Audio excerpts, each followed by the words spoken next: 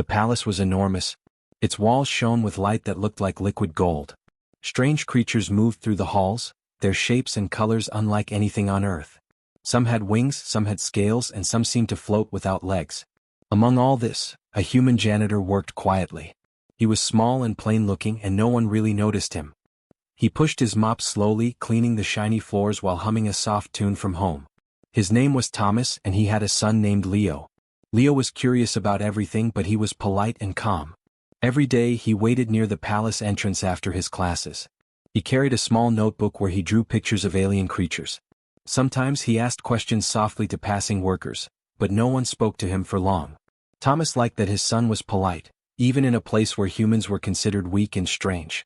One morning the palace was unusually busy.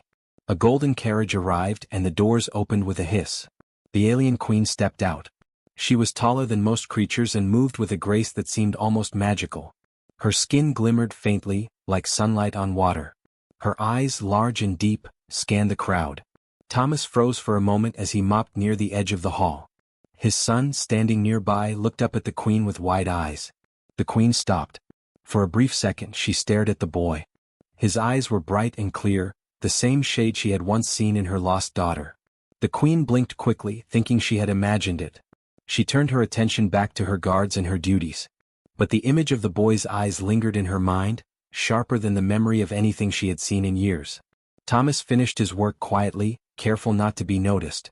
He knew humans were not important in this palace. They were cleaners, servants, simple beings. Yet he took pride in his work. He cleaned the floors with care, polished the walls, and arranged the simple flowers in the hallway. He believed that even small acts mattered. Leo watched him, copying his gentle movements. The boy was learning something important. Respect and kindness were worth more than power or wealth. Later that day the queen returned.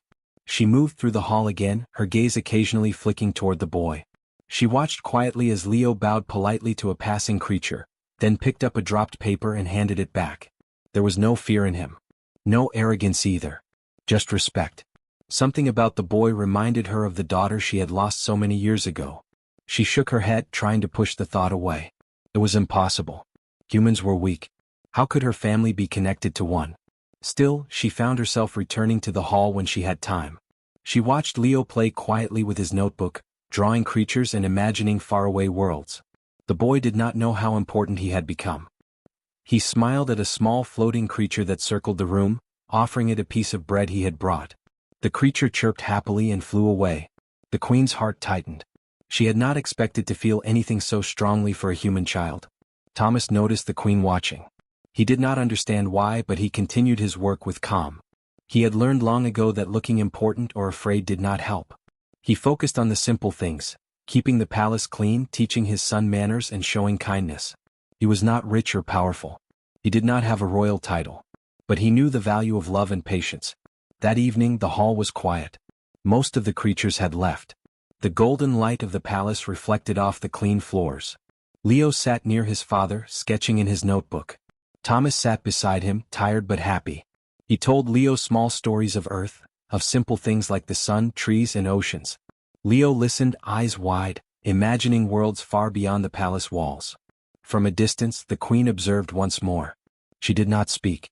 She only watched the human father and son. There was a calmness in them, a quiet strength that surprised her. Humans were small, fragile creatures, yet somehow they had something no other species had. They had heart, patience, and care. She felt a strange respect for Thomas and a deep curiosity about Leo. As the night fell, the palace lights dimmed. The queen left silently, her thoughts heavy. She could not stop thinking about the boy's eyes and the way he treated others with kindness. Could this human child really be connected to her lost family? It seemed impossible, but she could not ignore it. Somewhere deep inside, she felt that something important was beginning. Thomas and Leo finished their simple evening quietly. The father smiled at his son and said softly, "Remember, no matter where we are, always be kind. That is what matters most."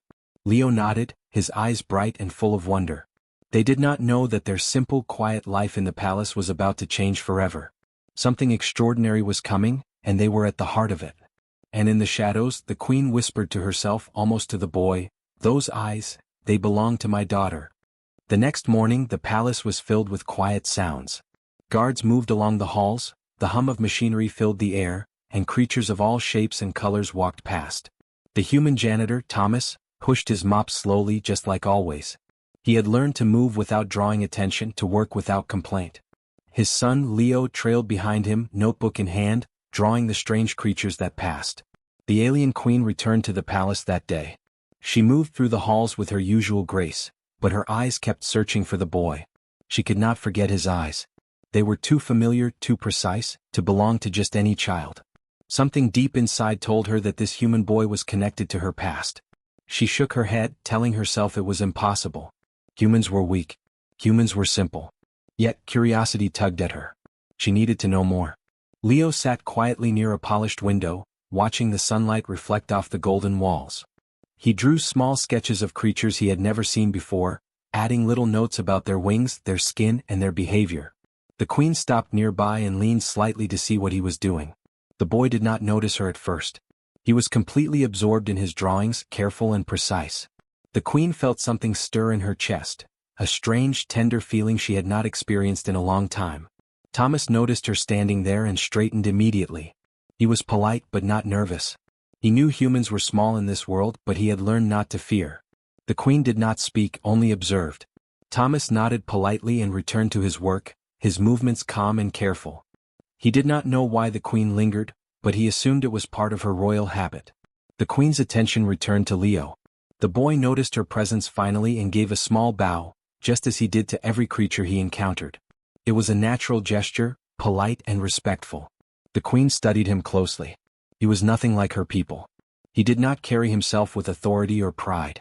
He did not demand attention or respect. Yet there was a strength in him, a quiet strength that came from his heart, not from his blood. For several minutes she simply watched.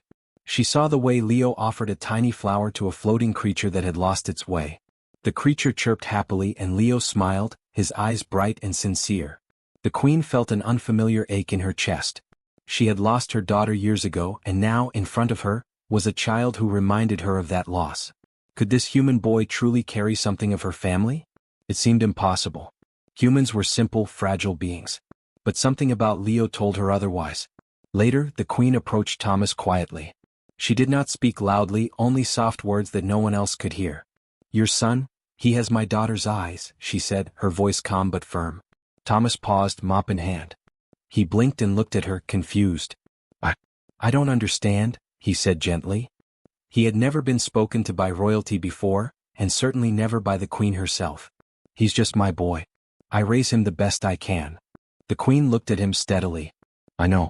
But these eyes," she said, motioning toward Leo, "they are the same as my daughter's. I have not seen them in many years." Thomas nodded slowly, still uncertain what to say. He did not understand how an alien queen could claim connection to his son. To him, Leo was simply his child, raised with love and care. Yet he felt no fear, only curiosity. Over the next few days the queen observed more. She watched Leo play quietly with his notebook, drawing, thinking, and imagining. She noticed how he treated creatures of all kinds with respect, even those much larger or stronger than him. He never demanded attention. He never sought power. He simply lived with kindness and honesty. The queen realized something important. Humans did not need strength or weapons to be powerful. Their heart, their choices, and their care for others were true strength. Thomas continued his work, unaware of the queen's deeper observations.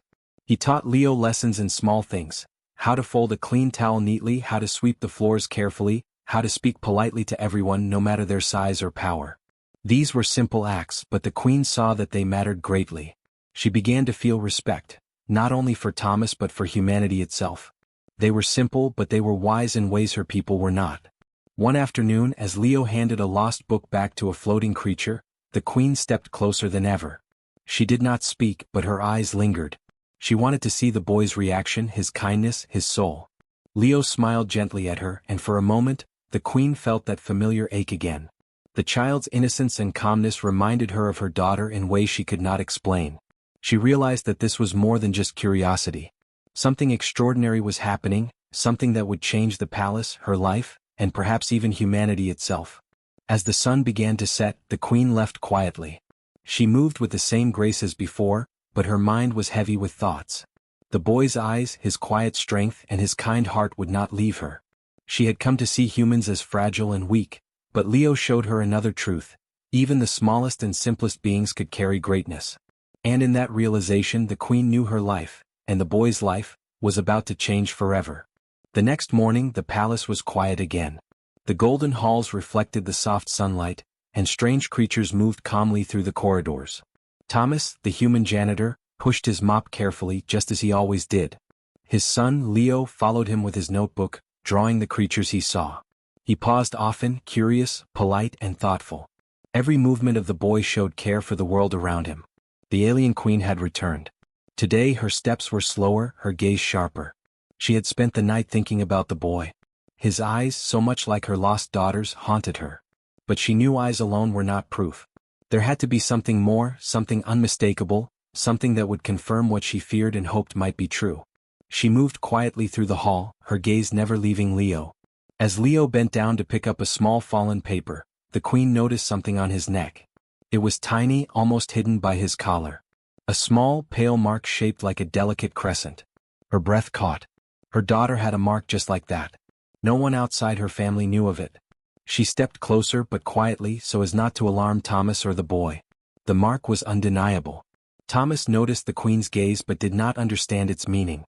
He continued his work, his movements calm and precise. He had learned to be careful in this palace, but he never imagined that his simple son could attract royal attention in this way. Leo looked up at the queen and gave a small, polite smile. He did not know why she stared at him so intently. The queen took a deep breath. Her heart pounded with a mix of hope and fear. Could it really be possible? Could this human boy, so gentle and ordinary, be connected to her lost daughter? She watched the boy carefully, noting the way he treated the creatures around him. There was a patience, a kindness, and a respect in him that she remembered in her daughter. Every gesture, every smile, every careful movement reminded her of the child she had loved and lost.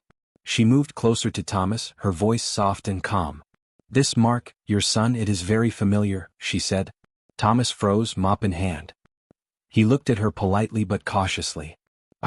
I do not know what you mean, your majesty," he replied. He did not understand the importance of the mark. To him it was simply a birthmark, nothing more. The queen studied the boy and then the janitor. "It matches a mark in my family. A mark that my daughter had. Years ago she was lost, and I have never seen anyone with this mark since. Until now," she said quietly. Thomas's eyebrows rose slightly. He did not react with fear or disbelief. He only listened. He had raised Leo with honesty and care, and he knew there were things beyond his understanding in this palace. The queen walked slowly around the boy, observing him. She noticed his calm nature, the way he looked at the world without fear or pride. She realized that humans were not strong in the way her species measured strength, but there was a power in them she had not considered. Their heart, their choices, and their love could be stronger than any weapon or magic. Leo, even as a small human child, showed this power clearly. She called a small recorder from her staff, not to punish or question, but to confirm quietly. Ancient records were reviewed and details were compared. The mark, the eyes, the gentle nature of the boy, all matched the records of her lost daughter's family. The truth became clearer: the child was her grandson. The queen felt a mixture of emotions: relief, joy, fear, and wonder. The boy was human, yet part of her family. A connection she had thought impossible now existed in front of her. Thomas remained calm. He did not ask questions. He had always taught Leo to live honestly, to respect everyone, and to act kindly. He had raised his son with love, and now he saw that love recognized in a way he never imagined. He did not demand answers, and he did not fear the queen. He simply stood by his son and watched, understanding that something extraordinary was happening. The queen stepped back and looked at Leo again. She did not speak loudly, did not raise her hand, did not demand attention. She simply observed the boy, his quiet, gentle strength shining in every gesture. She realized that humans had something her own species often lacked: patience, kindness, and the ability to love freely without expectation. Leo was proof of that. For the rest of the day the queen did not leave. She stayed nearby, watching quietly, letting the father and son live their simple lives. She was careful not to interfere but could not hide her curiosity and emotion. She felt a deep respect for Thomas, who had raised the boy with love and care. She also felt wonder for Leo, who carried her family's mark yet remained humble and kind. As night fell, the palace glimmered softly with golden lights. The queen walked away quietly, her mind full of thoughts. The boy's eyes, his mark, and his gentle heart would not leave her. She had found her family in an unexpected place. She had learned that humanity's strength was not in power or size, but in love, care, and choice. She knew the palace, her life, and the boy's life would never be the same. And in the quiet halls, Thomas smiled at Leo. "You are special, my son," he whispered softly. Leo looked up, eyes bright.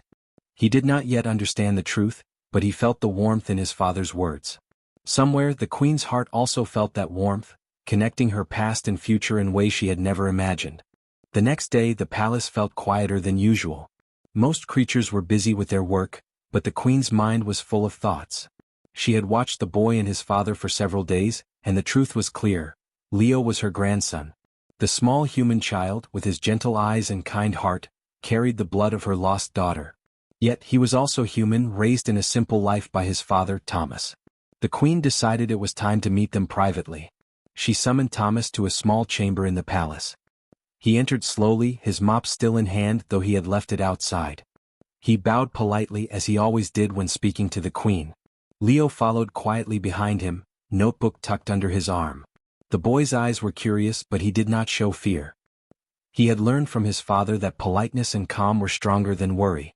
The queen motioned for them to sit. She did not raise her voice, did not act with authority as she often did with her court. Instead, she spoke softly, with care. "Thomas," she began, "I have discovered something extraordinary. Your son, he is my grandson."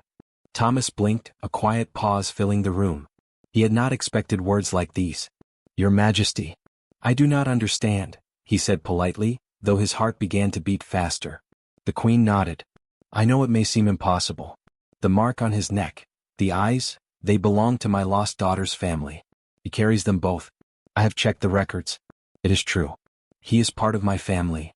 Thomas looked at his son, then back at the queen. He did not speak immediately. Instead, he thought about what she had said. Leo, sitting quietly, looked up at the queen with bright eyes, sensing that something important was happening. The queen continued.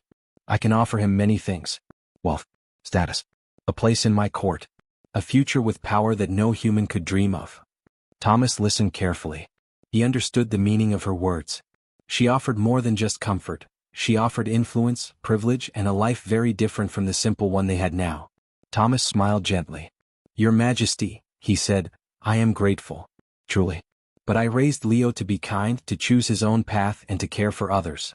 I cannot decide his future alone. He must choose when the time is right." The queen's eyes widened slightly. She had expected anger, fear, or greed. Instead, she saw respect, patience, and honesty. Thomas's words carried the quiet strength she had begun to admire in humans. Leo looked up at his father. "Is it true, father? I am part of her family?" he asked softly. Thomas nodded. "Yes, my son. You are special, but you are also still yourself. That is most important." The queen watched them both, realizing that humanity's strength lay in these very moments: simple honesty, love, and respect. No weapon, no magic, no title could replace it. The queen made a choice of her own. She would not force anything on this small human child. Instead, she would observe, guide, and wait. She wanted Leo to grow and to understand who he was in his own time. She saw how humans valued choice and freedom, and she felt respect for them as never before. The boy's human father had shown wisdom and care greater than many rulers she had known. Over the next hours, they spoke quietly. The queen asked questions about life on Earth, about the lessons Thomas taught his son, and about the simple joys of living with honesty. Thomas answered humbly, without boasting. He spoke of kindness, patience, and love. The queen listened, realizing that these were the lessons humans taught naturally, lessons that even her powerful species struggled to understand. Leo listened quietly, absorbing every word. He did not yet fully grasp the meaning of his family connection, but he felt the importance of this moment.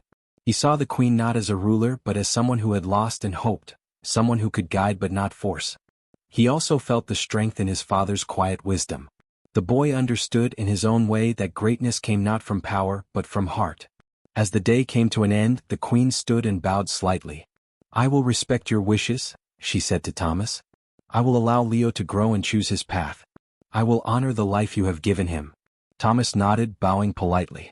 Leo smiled, feeling a warmth in the room that was stronger than any title or reward.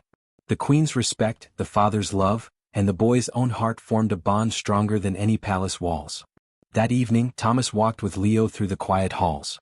"Remember, my son," he whispered, The world may be big and strange, but you have the power to be kind. That is your greatest strength. Leo nodded, eyes shining. Somewhere far ahead, the queen watched from her private chamber, a gentle smile on her face. She understood something she had never realized before. Humans were small, but their choices, their love, and their heart made them greater than any royal title or magical power. And in that moment, a quiet respect grew between two species. The queen had found her family, the boy had found his place, and humanity had shown its true strength: love, humility, and freedom of choice. The palace was quiet the next morning, but there was a new feeling in the air. It was not just the sound of footsteps on polished floors or the hum of machines. It was something warmer, calmer, and stronger. The queen walked through the halls, her eyes searching for the boy and his father. She had made her choice. She would respect their life, their wishes, and their freedom. Yet she felt a quiet excitement, knowing that this small human child carried her family's legacy. Thomas pushed his mop carefully as always, while Leo followed him with his notebook. The boy had been drawing quietly, observing creatures and imagining their stories. He had begun to notice the queen watching them from a distance. Unlike before, he did not feel fear. He felt curious, as if something wonderful was about to happen. He had grown confident in his father's lessons. Kindness, patience, and respect could face even the most powerful beings. The queen stopped and spoke softly to Thomas. "You have raised him well," she said. Thomas looked up, polite and calm. "I have done my best," he replied. "I only teach what I know. Be kind, be honest, and choose your own path." The queen's eyes softened. She realized that humans were wise in ways her people often were not. They could see truth in small things, in moments of care, and in the strength of love. Later that day, the queen called a small gathering in the main hall. No weapons, no guards in force, only a few creatures of her court to witness something important. Thomas and Leo entered quietly. The queen stepped forward and addressed everyone. "Today I recognize something extraordinary," she said, her voice clear and calm. "This boy carries not only the eyes of my daughter, but also the kindness, respect, and heart that humans show every day. He is my family and he is human. Both qualities are precious." The hall was silent. Many of the creatures had never heard a queen speak this way. To them, power and strength were measured by size, magic, and authority. But the queen had learned something different. She had learned that true strength could be quiet, gentle, and humble. It could come from a father who mopped floors with care. It could come from a boy who treated every creature with respect. And it could come from choices made from love, not fear. She turned to Thomas. "You, who raised him with patience and kindness, have taught him the greatest lessons of all. You have shown me the power of humanity. For that I honor you." Thomas bowed his head, quiet and respectful. Leo looked up, his eyes wide. He felt proud, not because of titles or riches, but because his father's love and his own choices were being recognized. The queen then knelt slightly and spoke to Leo directly. "You are my family," she said softly. "But you are also your own person. You may choose how to live, where to go, and who to be. I will never force you. I only hope you will carry kindness and respect with you, as your father has taught you." Leo nodded slowly. He felt the weight of her words, but also a lightness. He understood that being part of a royal family did not change who he was inside. What mattered was how he lived and the love he gave. Over the next weeks, the palace changed subtly. Humans were no longer invisible workers. Creatures of all kinds treated Thomas and Leo with respect. But the boy was not treated as royalty either. He was free to walk, to draw, and to explore. He was human first, royal second. And in that freedom he learned the greatest lesson of all. Greatness is measured by heart, not by blood or power. The queen watched them often, quietly observing from a distance. She had regained family she thought lost, but more than that, she had gained wisdom. Humanity had shown her a truth her people had forgotten. Even the smallest, simplest beings could teach the greatest lessons. Their strength was not in weapons, wings, or magic, but in patience, kindness, and choice. And that was more powerful than anything she had ever known. One evening, Thomas and Leo walked along the palace gardens, bathed in golden light. "Remember, Leo," Thomas said, "it is not titles or power that matter. It is what you do, how you treat others, and how you choose to live." Leo smiled. "I understand, Father. I will try to always be kind and careful, just like you taught me." The queen watched silently from a balcony above. She felt pride, hope, and a quiet joy. The palace, once a place of authority and rules, now carried a new energy. Respect for humans grew not because of fear or submission, but because of understanding. The boy, the janitor, and the queen had shown that even the smallest, quietest beings could change hearts, inspire respect and bring wisdom to an empire. And in the quiet golden halls, the queen whispered to herself, smiling softly, "They are more than royal blood. They are greater than I imagined." The boy's eyes sparkled as he looked up at the sky, the mark on his neck catching the sunlight. He did not yet know the full story, but he felt the warmth of love, respect, and freedom. Humanity had proven its true power, not by force but by heart. And that was a lesson no empire could ever forget.